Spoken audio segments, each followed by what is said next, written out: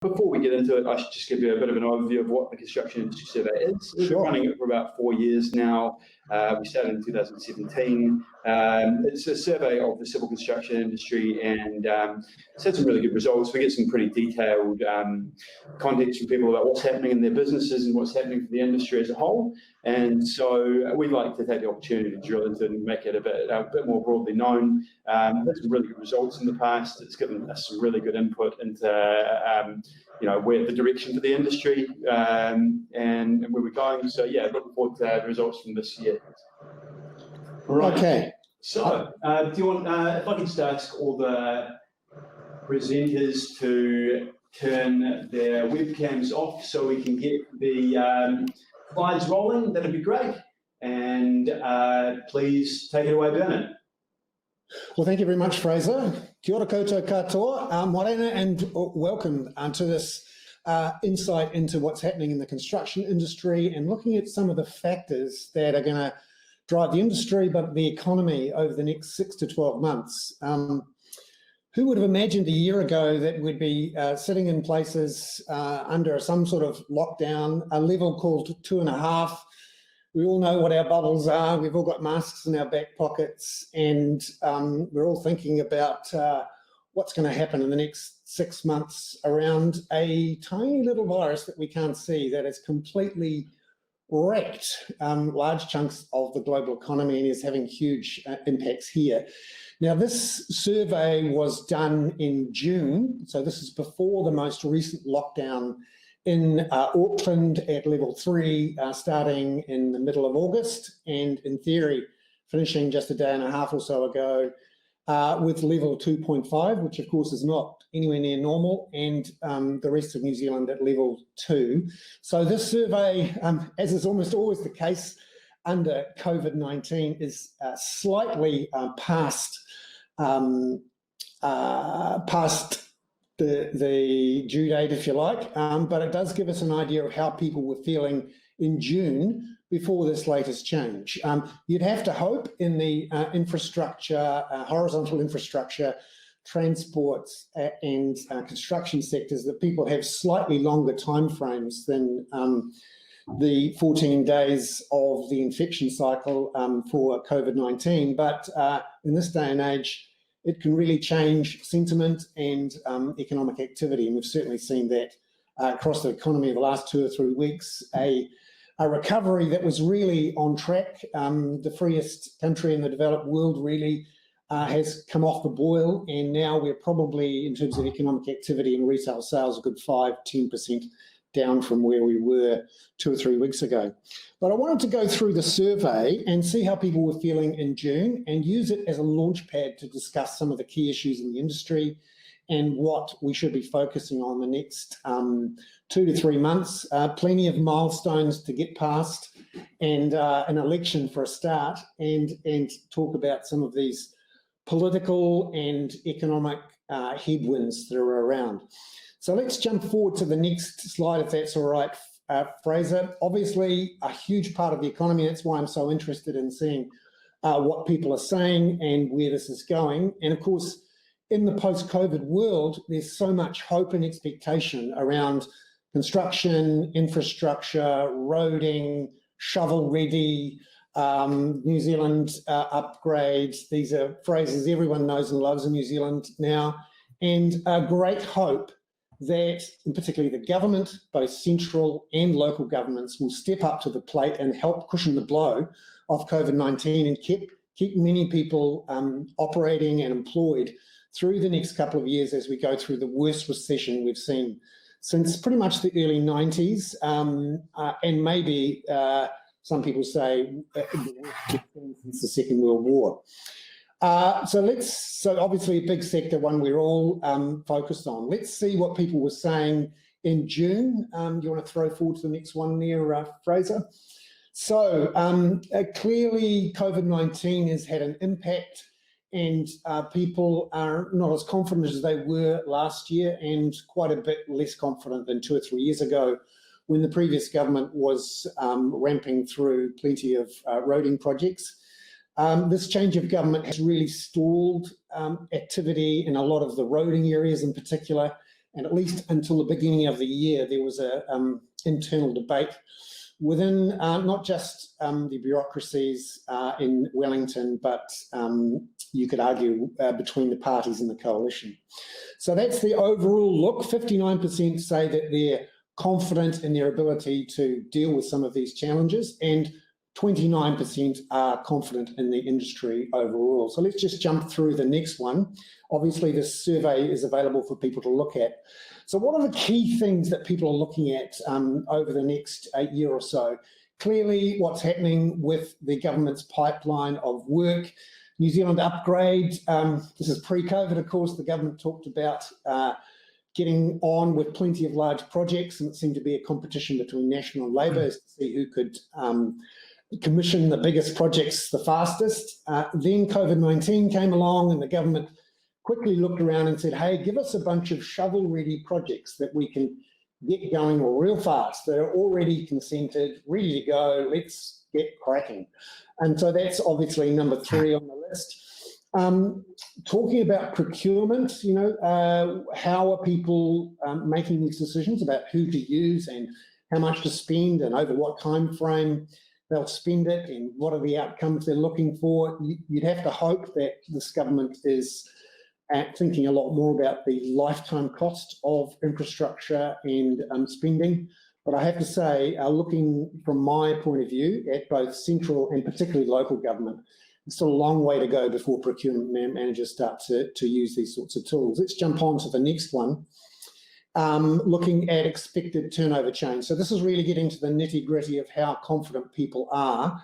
And clearly, last year, about a quarter expected their industry or their revenues to grow, down now to 12%. And obviously, 29% are saying that they expect their revenues to fall by more than 10% in the next year. So the government is talking a good game about spending a lot of money on infrastructure and roading, but people in the sector are still waiting to see more detail on pipelines and on spending, and are camped on gets, waiting for the actual project to come through. And that's one of the themes of the survey, that people are really hoping we see more definition and detail and actual gets tenders get through the system. Let's jump on to the next one. Looking at where people are looking for their next work. So obviously roading is a bigger part of the picture than it was a year ago. The New Zealand Upgrade program really focused the spending, the big licks of spending on roading.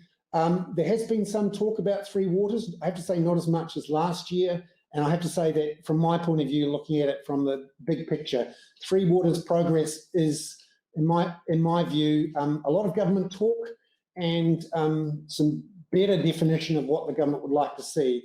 But the big decisions about merging some of these water authorities and water assets, we're still a long way from doing that. And councils in particular are feeling stressed, under pressure from ratepayers, and a little bit nervous about spending big chunks of money. And so we're still really waiting for action on Three Waters. Residential, again, this is a bit surprising. We've obviously got a housing shortage. The government, through Kāinga Ora, is spending up large on a 14,000 home program, but still hasn't really kicked into gear. And of course, those private buyers are not really there in a post-COVID world yet. I'll talk a bit more later about what the Reserve Bank is doing, what's happening to interest rates, and whether or not that translates into residential work. And then commercial building, that has also come off the boil. People are now wondering, will we be building these shopping malls and these big office blocks in the centre of town in the future? We shall see. And public infrastructure, so ports and airports, one of the big pieces of news, I think, in the last 3 or 4 months in this part of the world is Auckland Airport's decision to wind back some of its big infrastructure program around the second runway and merging the domestic and international terminals. And for me, that's a disappointment. Now's the time to be building these things. But of course, some people think, maybe the tourism and international travel sectors won't come back that quickly. And of course, why would you spend $20 billion or whatever it is on beefing up your infrastructure for international travel right now. I can see why they're a bit nervous. Let's throw on to the next one. In terms of where people are looking to increase their capability, where they're looking to hire people, buy machines, that sort of thing. Again, the focus is roading and three waters. Public transport, last time people were saying 18% were looking to increase their capability there. A lot of talk about the light rail project, and that's been the big news in the last 3 or 4 months, is that the coalition was divided. New Zealand First does not want light rail as it's talked about. It wants a heavier rail project. And divisions in the worlds of Ministry of Transport, NZTA, and really within the coalition has meant that the hoped for early start via the New Zealand Super Fund has not happened. And I'd have to say, we'd be lucky to get a light rail decision and a green light anytime in the next couple of years, depending on what happens in the election, of course. So let's jump on to the next one of just some flavour of what people are saying in the survey about what's going on in the sector. So I'm going to focus on the one on the bottom left in the lower North Island and the one on the top right in the upper North Island. So we've got someone from the lower North Island saying that civil construction, who's positive, will receive funding boosts in this election year, both sides of the election year, and there will be more labour available in a COVID-19 world to work in construction and infrastructure. That's a positive view, and certainly there is some labour that's been freed up. And then the one on the right, which is civil construction, is robust. It's always the last to dry up in a recession, the first to get going. I love this phrase, very succinct, something you'd send in a text message. Dirt equals dollars. And I can see where that's coming from. So that's the positive view. Let's look at some of the comments in the survey from the negative side of things. The discussion again very much around uncertainty about the pipeline, about the indecision and sometimes the lack of joined up thinking between the central government and the local government. And this is one of the themes I want to talk about. And remember, I can say some things about what's going on in local and central government, NZTA and politics, which maybe some others can't. And the key thing to remember here is that I am unelectable and unemployable. So I can say pretty much whatever I want. And what I think is that local councils are still very focused on not increasing their debt, because the people who vote in council elections tend to be living in suburbs, tend to be older. They're very nervous about rates increases. They're nervous about debt, and tend to block or vote for councillors and mayors who don't want to spend lots of money and borrow lots of money on infrastructure.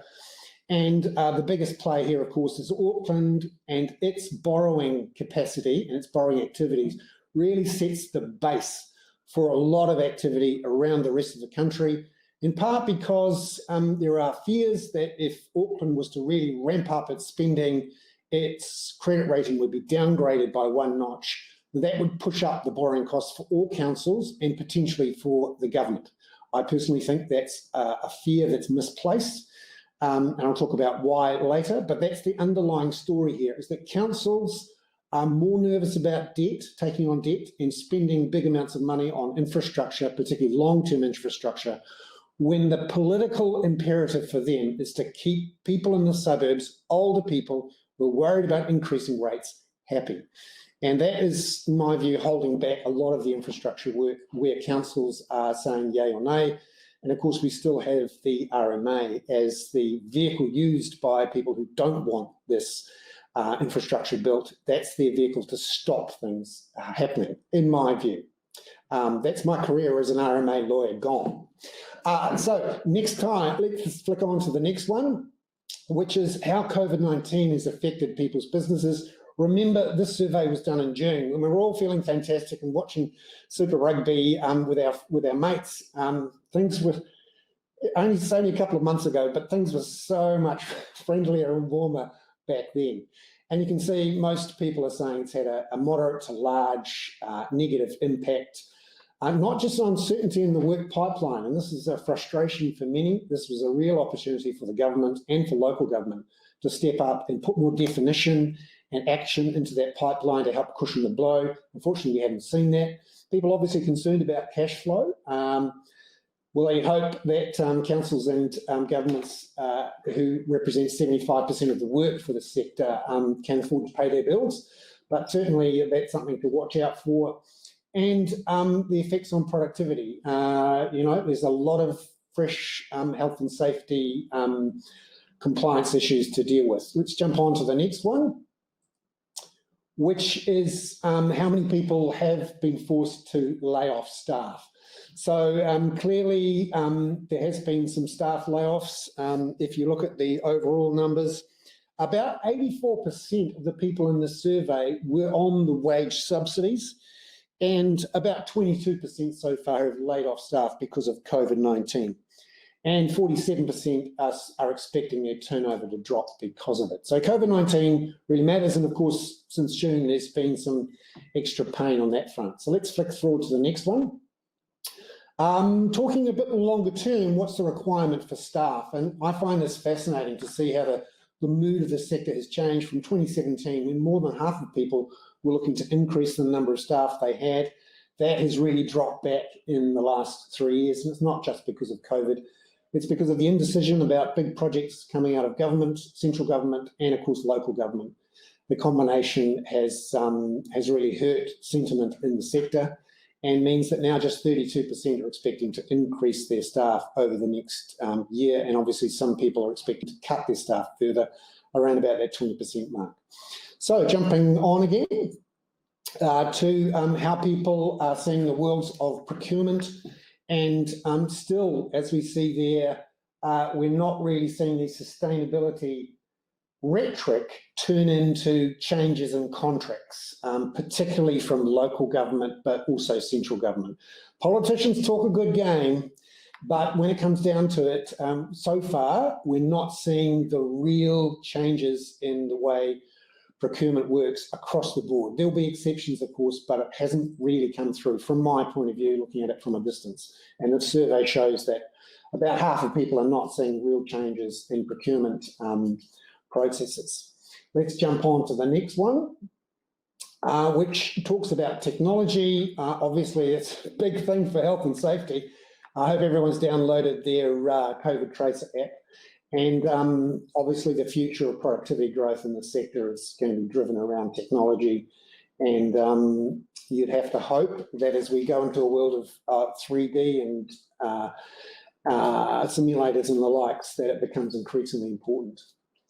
So there's the survey. That gives you a roundup. As some people are asking, can we have a look at the copy of the survey? And that is available for everyone on the section. Just Fraser May here from CCNZ. Yeah. So just so you know, the survey. These slides are all sections of the survey that will be presented on the Teletrac Navman website and the CCNZ website.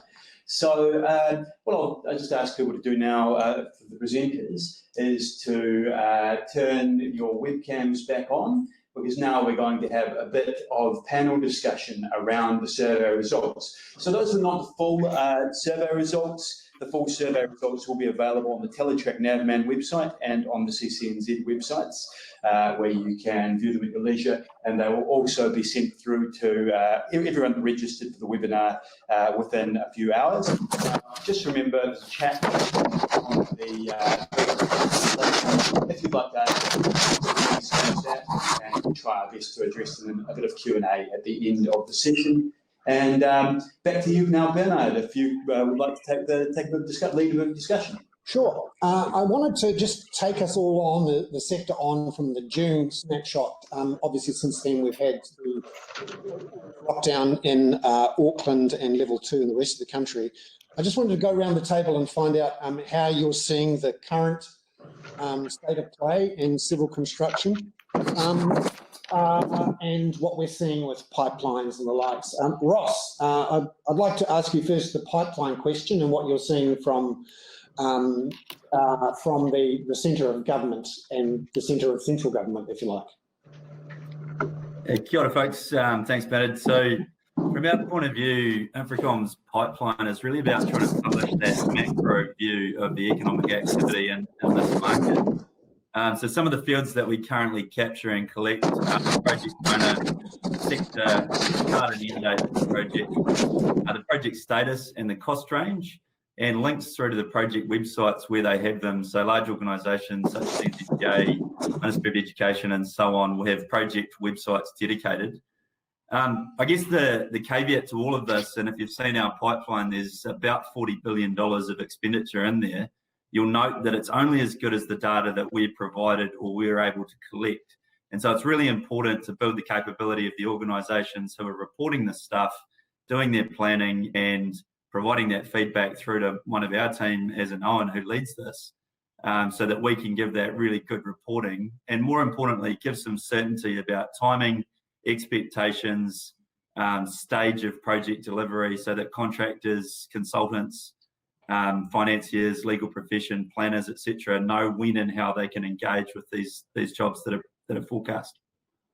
Ross, could you give us an idea of how much that pipeline can be relied on for people in the sector who are thinking about buying equipment and hiring people?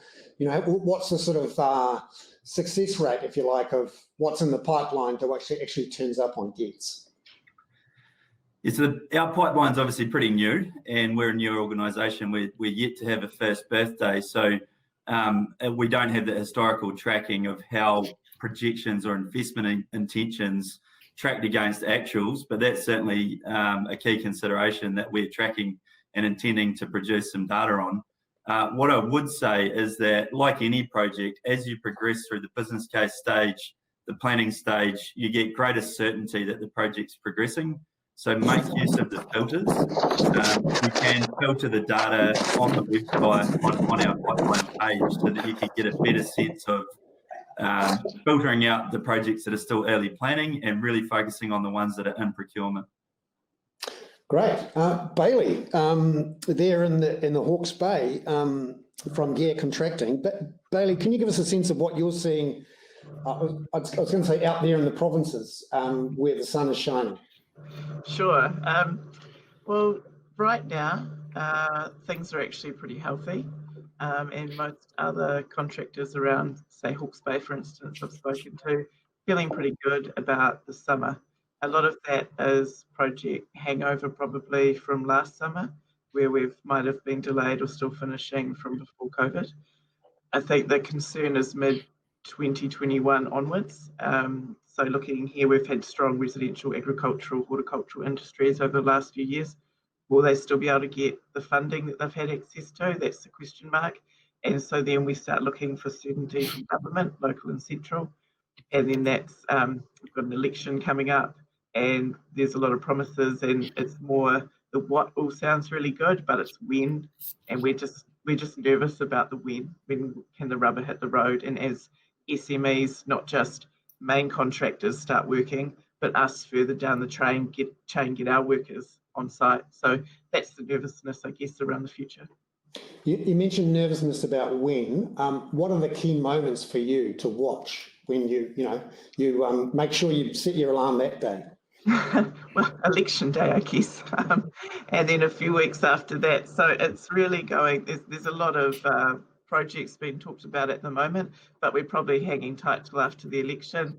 And then it's when can we actually, from a central and local point of view, have a commitment to projects, and then who's in charge. And once we get that, who is going to come out with when we can be planning on having workers on site. Is there an optimal mix from your point of view on an election result? Which is the one that you jump up and down and go, yay? Well, so far, all of them, because they're all promising to build a lot, and we don't really care who or what. We just want to go out and construct. So right now, it all looks pretty good. So politicians love kissing babies and people in the civil construction area. Yeah. That's good. Yeah. Jeremy, in Christchurch, give us a sense of what's happening there. Yeah, since lockdown, we've been extremely busy. Most people have been flat out, and as Bailey said, it's a bit of a hangover from pre-COVID, and most people have had a good few months, which is great. But the future for the next season really worries me. I think midterm, sort of a year out, will be all right, because all this promised money will start to flow through. But what we're really nervous about is the next this construction season is really not much work being around. Our councils, all local councils, you said earlier about the rates pressure they're under, and we've, as CCNZ local chair, we've presented a lot to the councils about the need for them to really keep their spend going, because it's critically important to the industry. They do, but they've all dropped their spend. They're all trying to save $2 or $3 a week for people in rates. I think the rate increase here was 92 cents a week for the average household, which and out of that they dropped $100 million out of their spend. And it seems to me that the councils are all waiting on the government to give them a handout or give them clarity of what the shovel-ready projects will look like. And we've met them all in the last month, and they're all saying, we have as much idea as you do. So we've seen $100 million go to cycleways in Christchurch, which is the first real one we've seen, and a pathway out Sumner Way, $15 million, which is good, and that's given a bit of confidence to some parts of the industry. It's a small drop in what we really need. West Coast is a little bit different. The Provincial Growth Fund has given them some work now, which is going to give them some good work through the next season and beyond. So they should be all right. But I can see a real big cliff for the Canterbury market coming up in 2 to 3 months, and I don't know if all of us are aware of how deep that cliff could be. Once the government and the councils can connect themselves better and get that promise and rhetoric turning into cash and work on the ground, I think we'll have a pretty good late 2021, and it'll last for a couple of 3 years. But after that, as our cycles always seem to be, every couple of years it goes up and down. So yeah, that's where I see it. So I can say some things now that mean I'll never get elected and probably never employed for a council or a government. But this political economy and the way that we fund local government in New Zealand, where local government is completely dependent not just on rates as their major revenue source, but also on a particular group of voters who tend to be older, tend to have fixed incomes, they tend to be in the suburbs. They're not really focused on the long term, and they're not that keen on growth, particularly of anything that is anywhere near them and that is going to cost them money. And so they vote against it.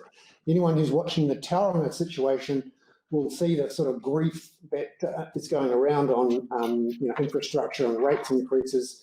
And from my point of view, with my economics, macroeconomic hat on, the absolute worst time to be cutting spending is in the middle of the worst recession we've had since the Second World War. Yet that is exactly what is going on, particularly now that the government's wage subsidies are finishing. And councils have a very short-term a blinker in front of them, which is around rates increases. And unfortunately, the government doesn't really trust the councils to give them big licks of money to solve that problem. And the councils don't really trust the government because they're grumpy about forever being told to increase their water quality or their air quality or their road quality without the money to go for it. Everyone blames each other. And in the meantime, the next generations are not seeing the investment in the water, transport, housing infrastructure they need to solve our housing affordability and water quality and climate change problems. What the council needed to understand is that we're a huge employer in the industry, and a cup of coffee a week for rates will keep people employed, and that's probably the short-sightedness they've got, and it's all based around an election cycle. And there is a huge blame game between councils and government about whose fault it is and who should be funding what and where the money should go. And the core problem is that any benefits of economic growth in terms of spending by those people on the coffee or whatever it is go to the government and GST, and an income tax doesn't go to the councils, and the government won't share that. And despite calls from councils, it's not going to happen. And I don't see any shift in that dynamic, that political economy dynamic between councils and governments. Treasury doesn't trust the councils. Councils are dominated by anti-rates increase voters, and for now, that's the worst possible combination. But easy for me to say. Just jumping on to Steve. What are you seeing, Steve, in terms of spending and the outlook right from where you are now?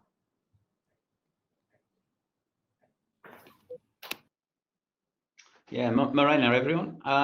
I think firstly, I'd probably say the sector responded incredibly well to the challenges put in front of it. Shutting down just about all construction sites, starting them up. During that time, delivering a set of policies and protocols for continuing operations was all done incredibly well. And if you look at July, before we went back to level 2 and level 3, we produced high volumes of work, some highly complex projects, and we did all that with new restrictions. So I think we've actually got something to be very proud of. In terms of emerging issues, I think it was discussed in terms of workload anxiety, I would call it. First and foremost, volumes. We do see volumes dropping out in terms of work in hand come early next year. I think we're confident the volumes will come, but in terms of employment and investment decisions, you can't really do anything until you've got that workload on the books. So everyone is thinking, when do I get that workload on the books and how do I react? I think coupled with that is the type of work. There is some shift in where the funding's going. So we may see a drop off in subdivision and road rehabilitation and an increase in rail work and water. Now, they may be very appropriate reallocations of funding, but it does create a skills strain in areas that we haven't done great volumes of in the recent past. And as Jeremy alluded to, location. We definitely see some areas of the country dropping off in workload, and it's not that easy to relocate people to where the workload may be. And if you look even at the housing costs of for an average Canterbury family relocating to Auckland, put the Aucklanders aside, the housing costs alone might put you off. That's if you could get past the checkpoints. Yeah, exactly.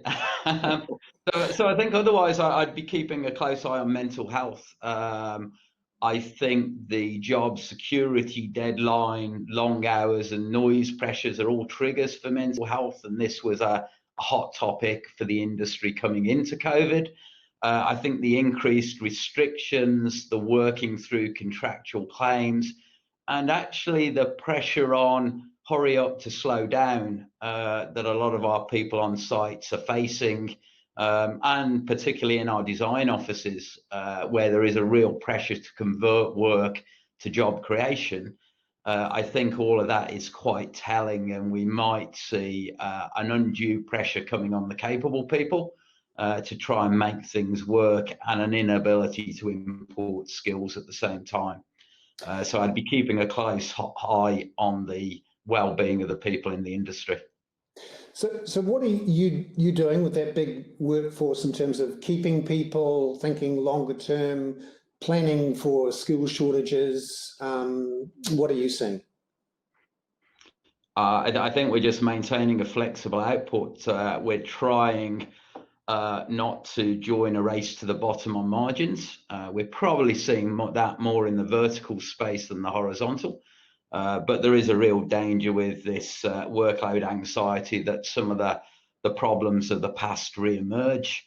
We're trying to keep our people informed, and we're working very closely directly with clients to try and explain the challenges and maintain a dialogue on what's coming when.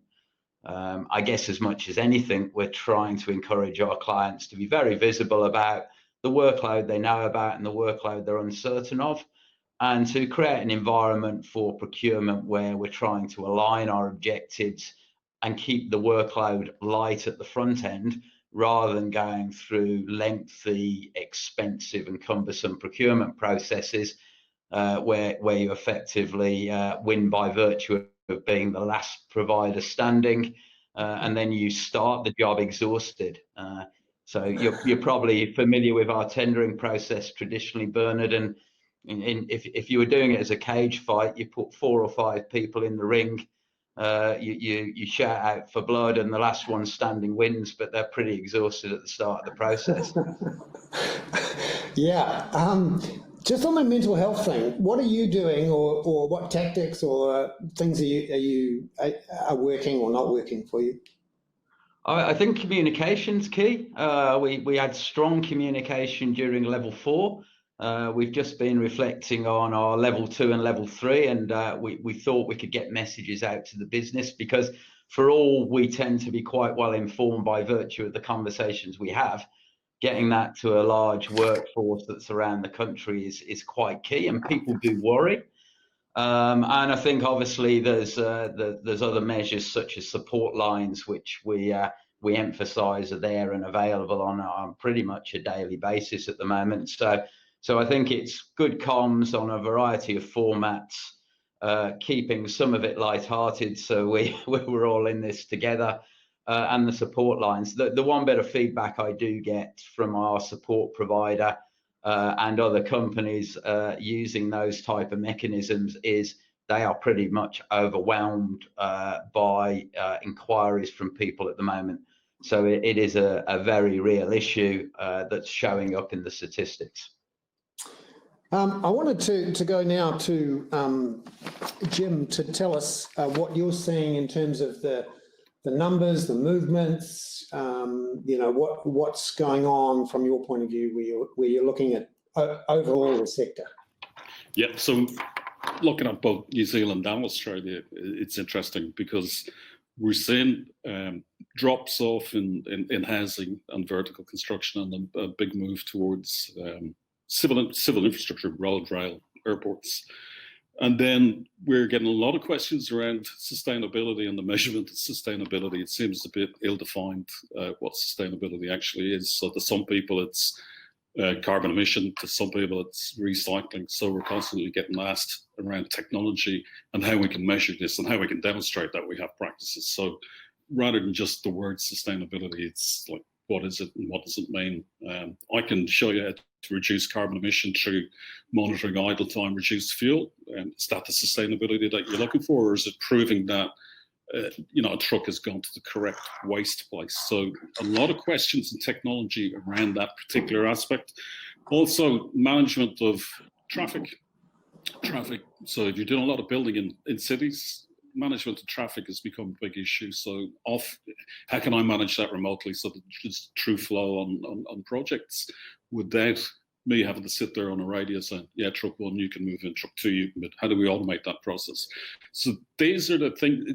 In the last couple of months, we've seen an increase in technology, an increase in the use of technologies, different technologies to manage job sites, which is encouraging because there are a lot of different technologies around, whether it's machine control and guidance, whether it's the industry arm telematics, or just simple track and trace and quick, where is everybody, where are they on the job site now that they've done all the COVID declarations. So we're seeing a lot of that.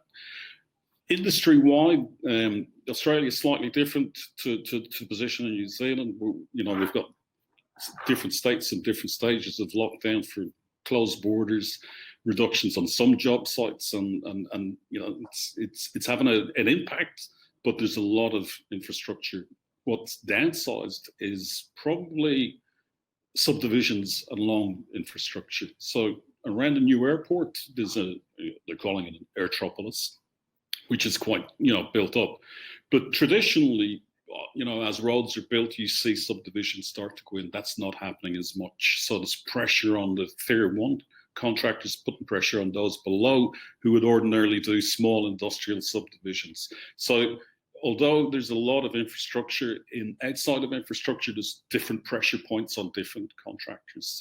When I speak to the people in New Zealand, similar to discussions around, sort of infrastructure and a lack of maybe visibility. I think visibility is the important part. On the term shovel ready, I listened to a discussion yesterday on the radio here, and some of the commentators are saying, well, shovel ready could be 3 years away, and it could be 6 months away. So determine what that actually means.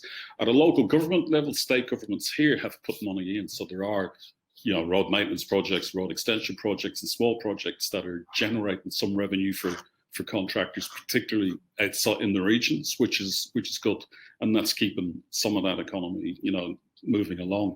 I think in the long term, we're seeing a lot of big outside European contractors arrive in Australia, and that's going to have an impact at a local level two ways. And another discussion that I listened to, which was interesting in terms of government, and it would apply regardless of where you are in the world. If government doesn't have a long-term plan, so I've got a 5-year plan, at the end of the 5 years, what's my next 5-year plan?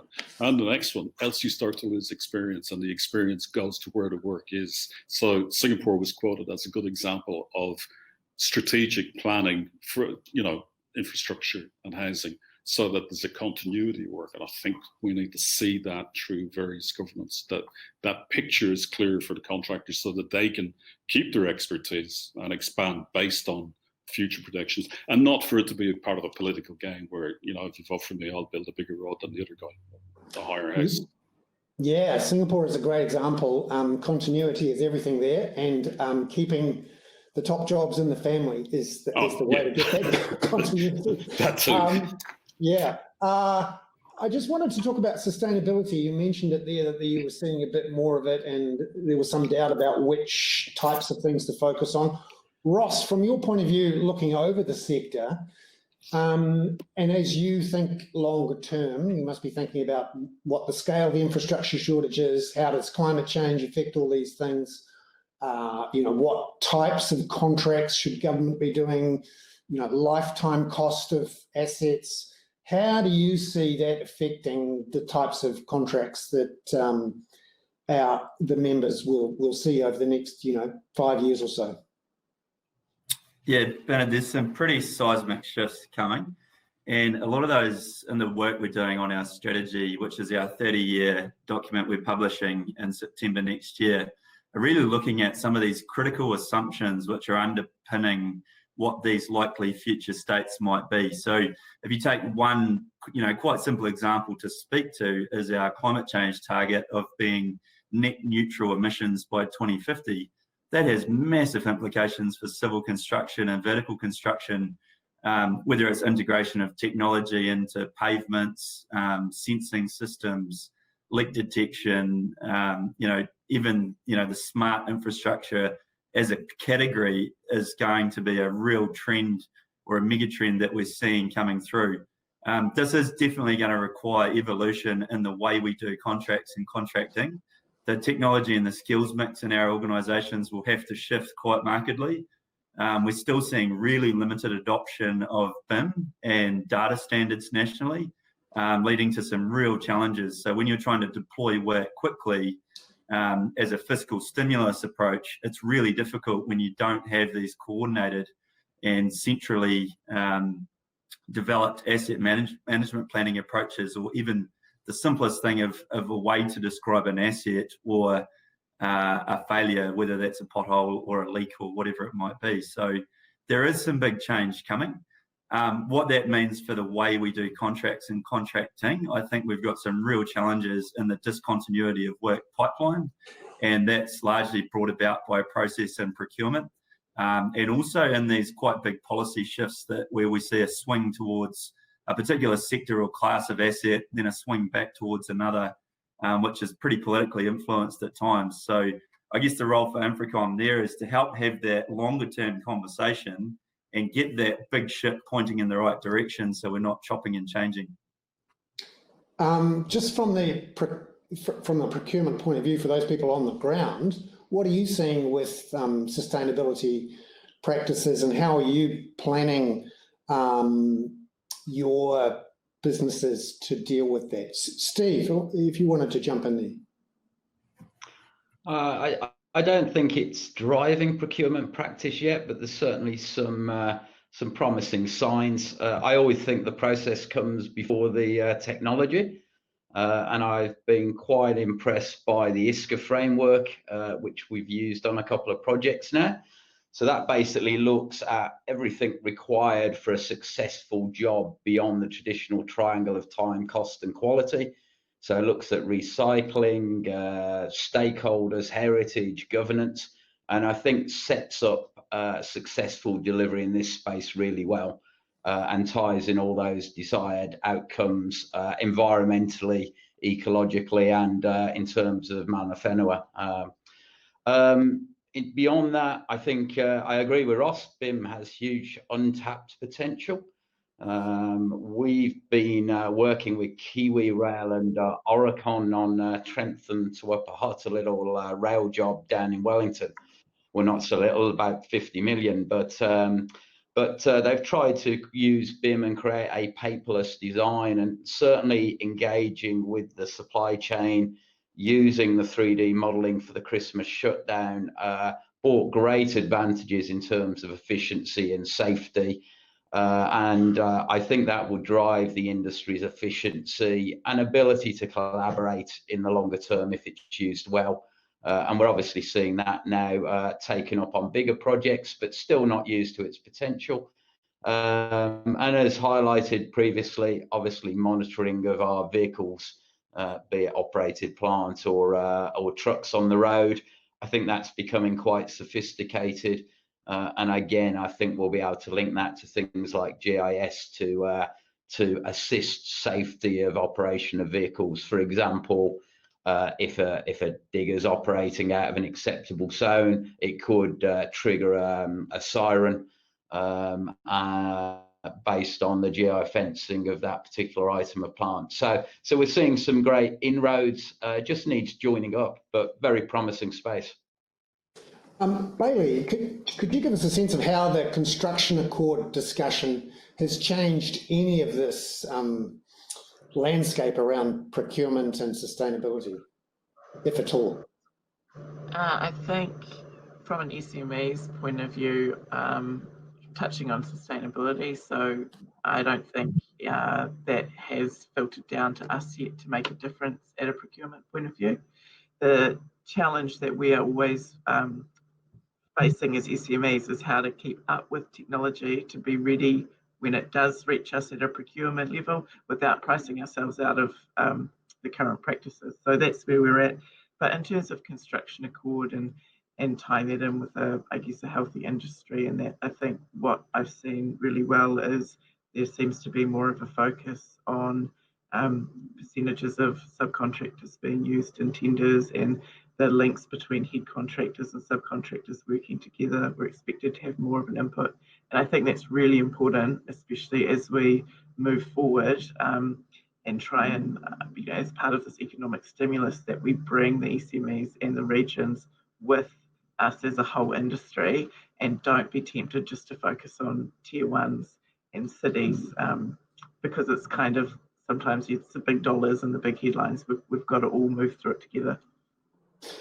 Jeremy, the construction accord, can you see that having changed much of the landscape on procurement, and do you think any of the climate change debate has filtered through yet into how councils and governments are doing things?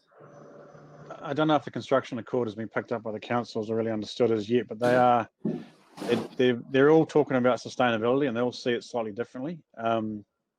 And it's around the environmental side of things, the social side of things, your internal social training and development, how you're treating a supply chain, how you're feeding the supply chain. So they're starting to understand that more, which is what the construction accord was largely about, is linking the supply chain and keeping a consistent and fair workflow. So where that's come from, I don't know, but they're calling it sustainability. What I'm worried about is, what we're seeing is every council's developing something slightly different. So I'm worried that we're going to get a country full of different ways of looking at sustainability. And some Christchurch councils, including it, is currently 10 to 15% of their attribute submissions, but they have no real objective way of measuring it. And when you talk with them, they don't really understand what they're trying to get out of it yet, but they're all following the government's lead and the construction accord's lead and trying to catch up, but there's no real structure around it. And then, so it's all early days. So if you've got a big team that can write a good story and put it into a tender submission, you're probably going to get marked quite well. And if you haven't got a big team, you might struggle a bit. So one thing I think we could do as an industry is educate up to our clients about what we see as sustainability, what we see as adding value socially, environmentally, economically, whole of life for assets, and getting them consistent. So that's a big thing that CCNZ and we as individual businesses should be working on and trying to educate up. Ross, just before we go to questions from the audience, is there any role for the Infrastructure Commission here on getting some common approach on these areas from the various procurers and local and central government? Yeah, I think there might be. I think we're working pretty closely with Construction Sector Accord, and that feels like a really useful platform, particularly in that conversation talking about sort of non-priced attributes and how tenders are evaluated and awarded, and being cognizant of the view that there's actually a hell of a lot more to this than, you know, percentage of recycling diverted from landfill or things like that. The durability aspect that you touched on and the whole of life costing, those are actually going to be the critical metrics if we're genuine about reducing embodied carbon, life cycle emissions inventories, things like that. So I'm really interested in that area, and I think it's some good work that we could do, particularly through that procurement work stream with Construction Sector Accord. Right, I just want to go to the audience now and questions from the audience. Fraser, is there a way to pick out which ones are the best? I'll tell you what, I will just verbally answer them. And I think, you know, there's a few questions coming through, and the first one we could start with is around the Three Waters issues and kind of how they're coming through. So I think there was a question that was specifically around the Auckland water shortage, and the reason for that is because there have been restrictions put on how much water contractors can take, and that actually impacts how much work they can do, and it also impacts their expenses. So I mean, I guess, you know, I see that as part of the broader Three Waters funding issue, though. My view on Three Waters and where we are on this is that it's very much about the political economy. In my view, the government, the central government, has done lots of what I call kicking for touch on this, which is we're not going to stump up billions of dollars to solve this problem for councils.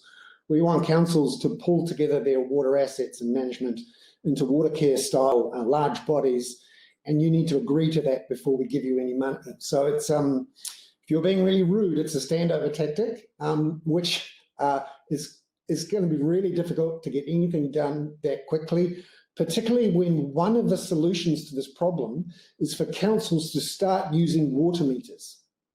And if you think a local political issue is hot, then start talking about water meters with people and watch the letters to the editor go nuts. It's almost as bad as cycle lanes. And that's part of the political economy problem. This is, from the central government's point of view, in my view, this is so hot and difficult to touch. They don't want to go anywhere near a really hot button issue, at least before the election.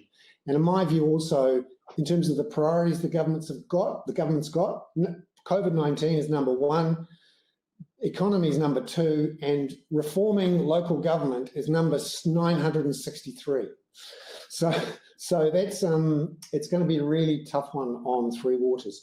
I noticed there was a question in there about funding for local government and also how the banks are approaching things and what's happening in the finance world around funding for these things.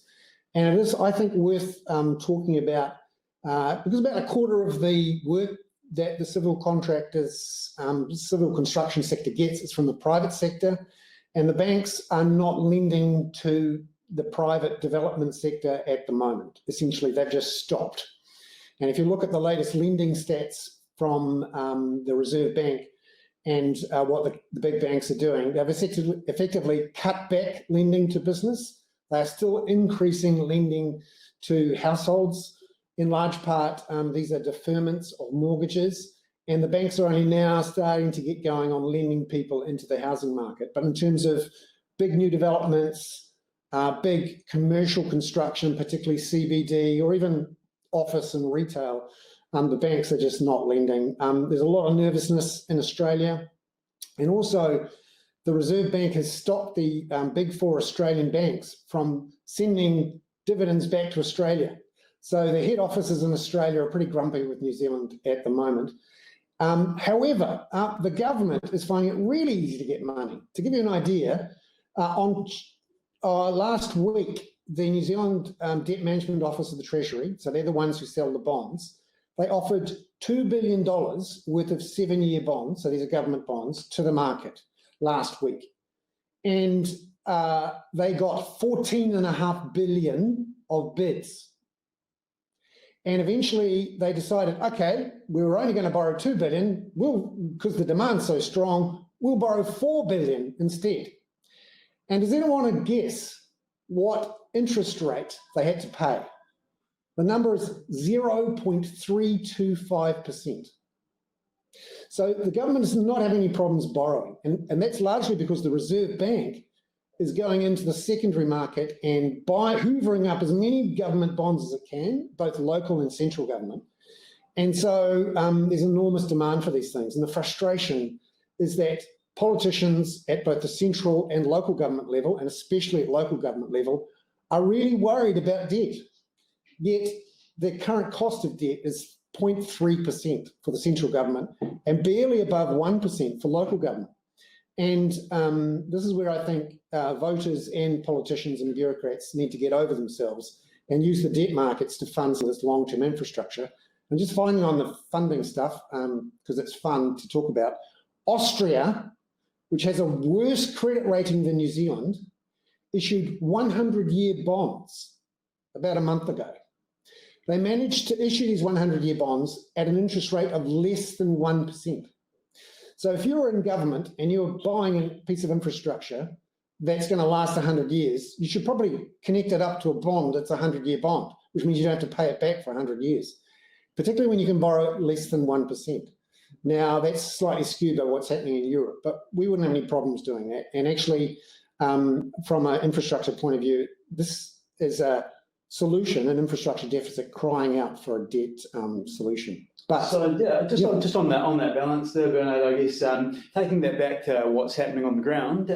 Sure. Yeah. So I guess the question really is around balance. I mean, there was talk of a construction-led economic recovery following COVID-19. And but I'm sorry, everyone, I think we could go for another 5 minutes after we were scheduled to finish at 11:30. But is everyone okay to continue to 11:35? Yep.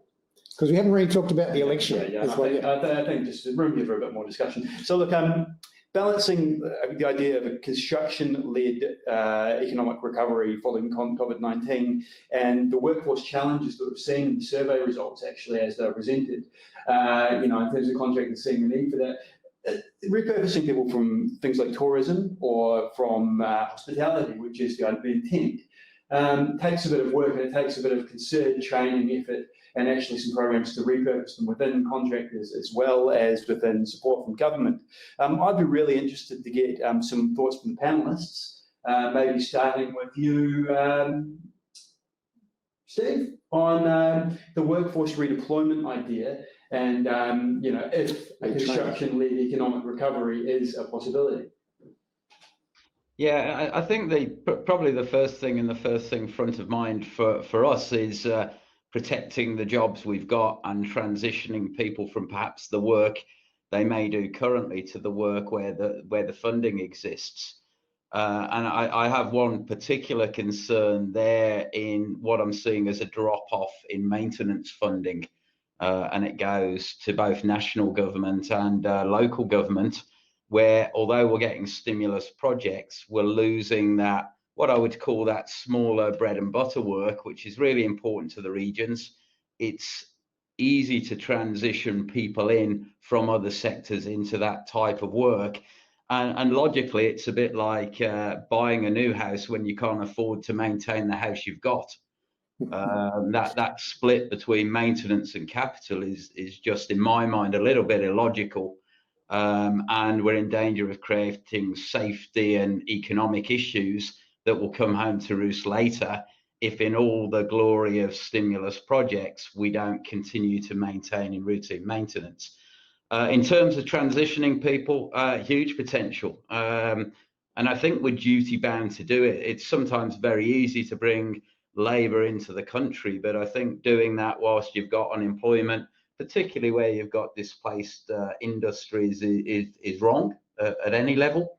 And we've just done, I think we're up to about 80 people now that we've partnered with the Ministry of Social Development, a number of local and government clients, to transition people to other sectors. And the early signs are really good.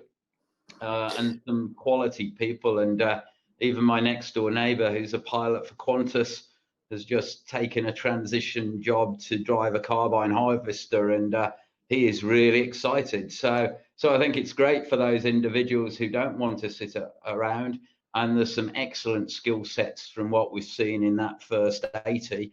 And I think it's the only way that we're actually going to service a lot of that work. But the work type and your ability to create those jobs through the work type is really quite key. And I don't think it's been a big enough part of the discussion. So just Steve in particular, and Jeremy and Bailey, what are you seeing around recruitment from overseas or retraining locally? Bailey, if you want to go first. So we're not looking overseas at this stage. I guess it's similar to what Steve said. There appears to be opportunities to retrain people within New Zealand, and that just seems to be the way to go. For us, it would be our first option. At this stage, we're stuck between just needing a little bit more certainty. We don't have permanent training teams or big HR teams set up, and so at this stage, it's definitely protecting current jobs. But it's a really good opportunity, and one we're hoping to take to get more people into our business, and not just over the next year, but to the next 5-10 years, because we certainly need them. Jeremy, are there some airline pilots looking for jobs driving big gear?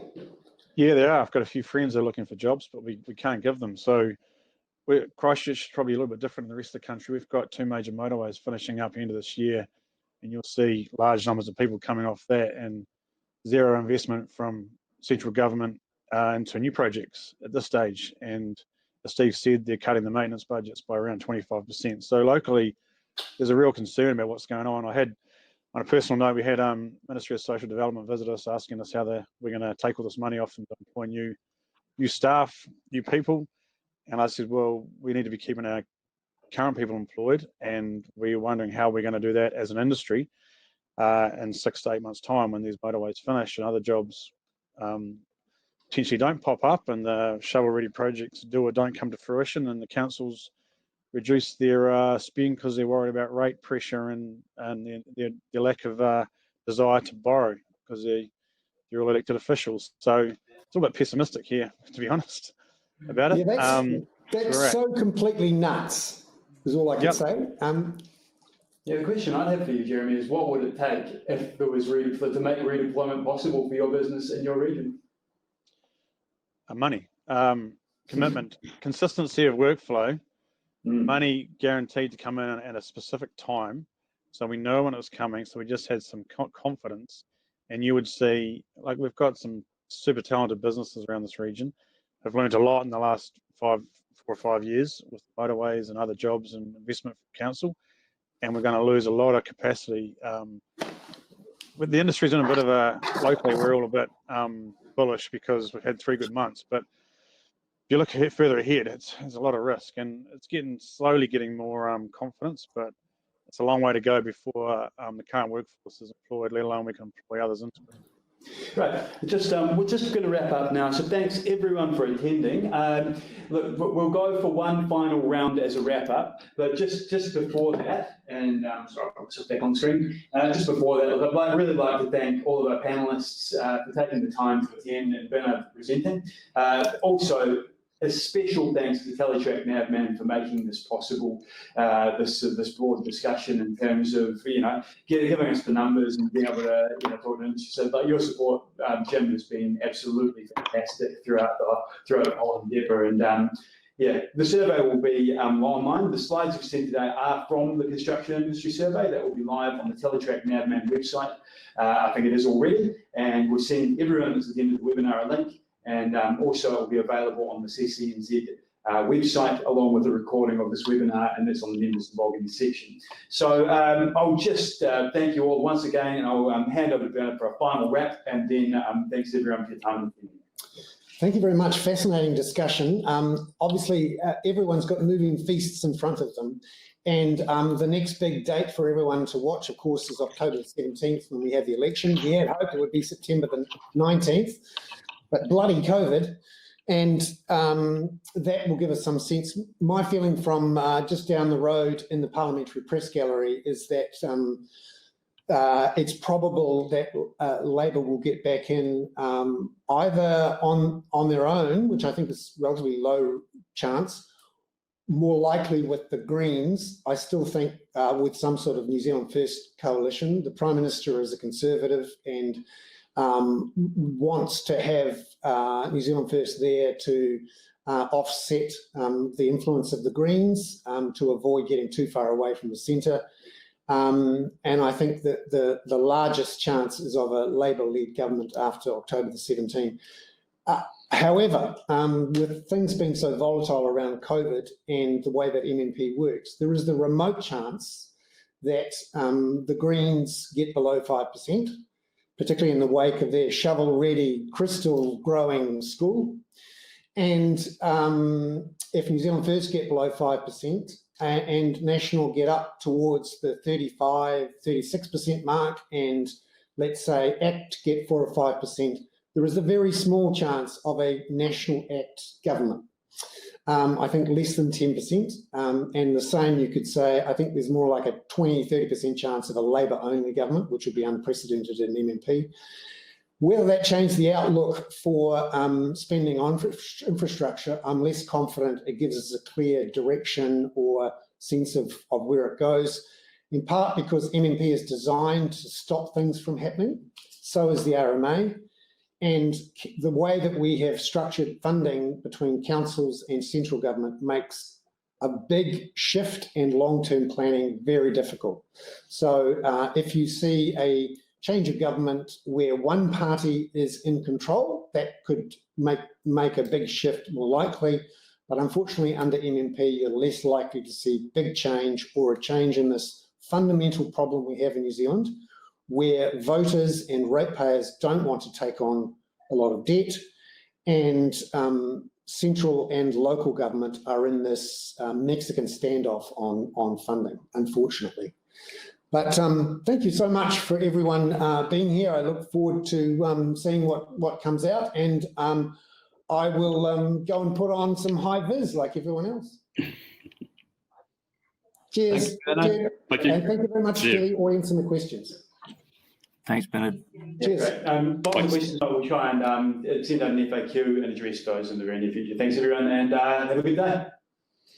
Thank you, everyone. Bye.